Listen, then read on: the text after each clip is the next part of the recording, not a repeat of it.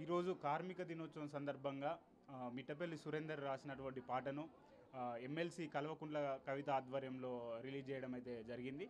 ఈ కార్యక్రమంలో కార్మికులందరూ పెద్ద ఎత్తున పాల్గొన్నారు. అయితే మనతో పాటు మిట్టపల్లి సురేందర్ గారు ఉన్నారు. ఒకసారి వారిని అడిగి తెలుసుకుందాం ఈ పాట నేపథ్యం, అలానే కార్మిక కార్మిక జీవితాలకు గల విషయాలను అడిగి తెలుసుకునే ప్రయత్నం చేద్దాం. చెప్పండి, ఈ పాట నేపథ్యము, అసలు ఈ పాట పుట్టినటువంటి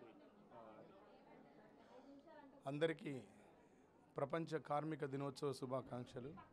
ఈరోజు జాగృతి ఆధ్వర్యంలో విడుదల చేయబడినటువంటి అడగవే అమ్మ ఈ భారతదేశం వెలుగుతోందట, నేను అడిగితే ఎన్కౌంటరు, నువ్వు అడిగితే ఏమంటారు అనే పాట ఒక 10-15 ఇయర్స్ బ్యాక్ నేను రాసిన పాట. దీన్ని జాగృతి అధ్యక్షురాలు ఎమ్మెల్సీ గారు కవితక్క వినడం జరిగింది.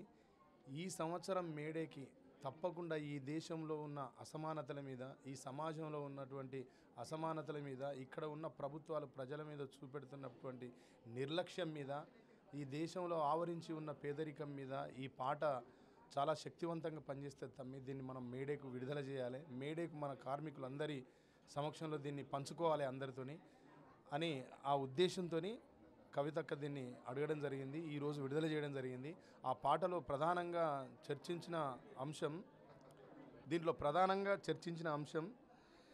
చివరి దశలో ప్రజాస్వామ్యం చెదిరిపోయే ప్రజాస్వప్నం, చిగురుదొడిగే దశలో దేశం శిథిలమవుతున్న మాట సత్యం, అరుణమేలేనిది భారతావని రుణాలకు పెట్టని పేరైందమ్మా, శ్మశానమైన ప్రశాంతముండు మన దేశం ఘోరమే అడగవే అమ్మా, ఈ భారతదేశం వెలుగుతోందట అడగవే అమ్మా, నేనడిగితే ఎన్కౌంటరు, నువ్వు అడిగితే ఏమంటారో అడగవే అమ్మా, ఈ భారతదేశం వెలుగుతోందట అడగవే అమ్మా,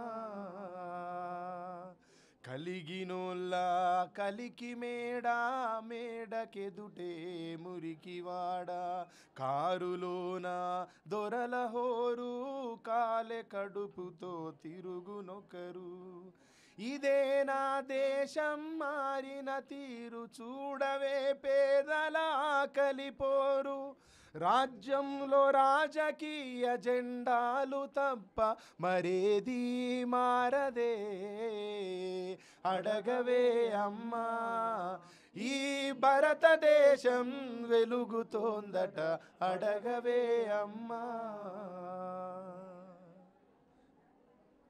అంటే ఈ పాట దేన్ని ఉద్దేశించి అంటే మీరు ప్రధానంగా తీసుకున్నారన్న, అంటే ఈ దేశంలో నెలకొన్నటువంటి అసమానతల మీద, దేశాన్ని ఏలిన ప్రభుత్వాలు, ఈ రాష్ట్రాన్ని ఏలిన